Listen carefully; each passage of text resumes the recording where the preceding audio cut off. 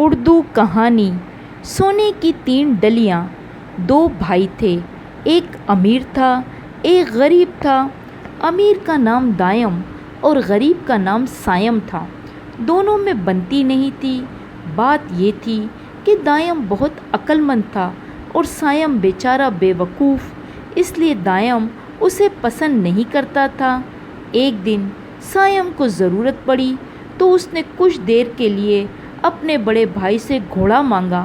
سردیاں آنے والی تھی اور بازار سے لکڑیاں لانی تھی۔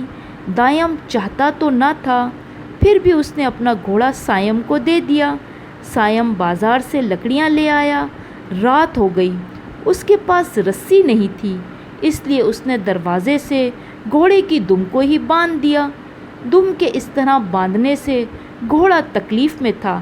رات کو گھوڑا بھاگنے لگا تو اس کی دم ٹوٹ گئی۔ دائم نے بے دم کا گھوڑا لینے سے انکار کر دیا۔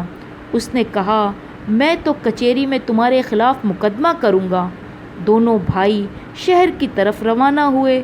شہر بہت دور تھا۔ راستے میں رات ہو گئی۔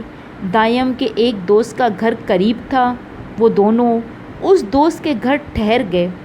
دائم اور اس کا دوست گھر کے اندر آرام کرنے لگے اور سائم کو گھر کے اندر جگہ نہ ملنے پر وہ ایک چھجے پر ہی لیٹ گیا۔ سائم کو نیند آ گئی۔ سوتے میں اس نے کروٹ لی تو وہ نیچے گر گیا۔ نیچے دوست کی ایک بکری تھی، وہ دب کر مر گئی۔ دوست بہت غصہ ہوا۔ اس نے کہا، اس نے میری دودھ دینے والی بکری کو مار دیا، اب میں بھی اس پر مقدمہ کروں گا۔ صبح وہ تینوں شہر کو چل پڑے۔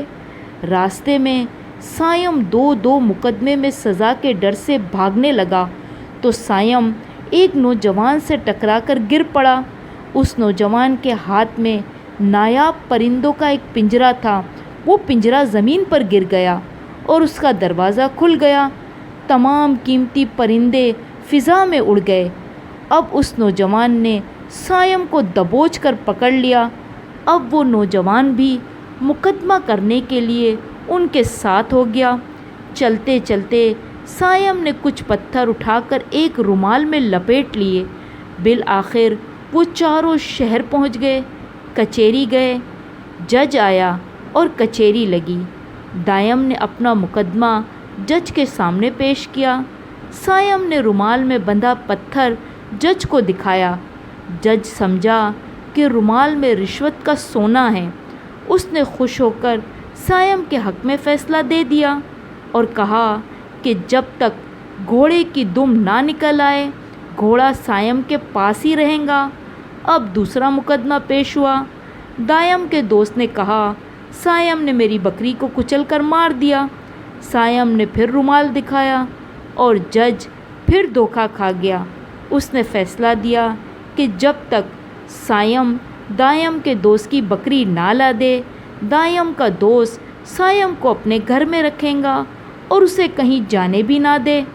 دوست نے سوچا، ایک تو اس نے میری بکری مار دی، دوسرا میں اس پاگل کو اپنے گھر میں رکھوں، اس کا کیا بھروسہ، کہیں یہ میرے بچے ہی نہ مار دے۔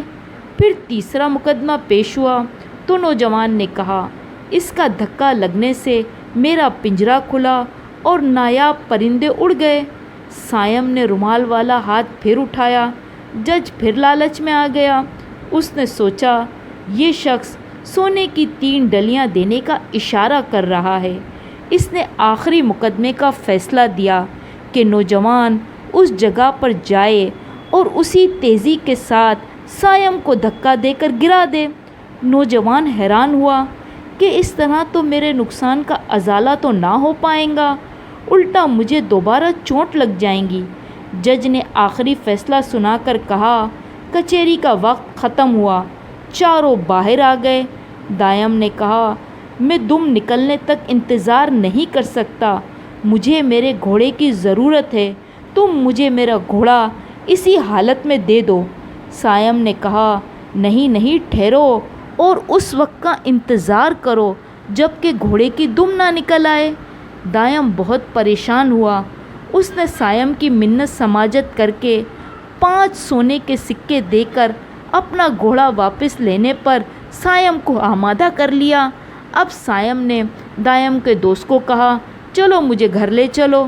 دوست گھبرا گیا اور کہا بھائی میں تمہارا بوجھ برداشت نہیں کر سکتا۔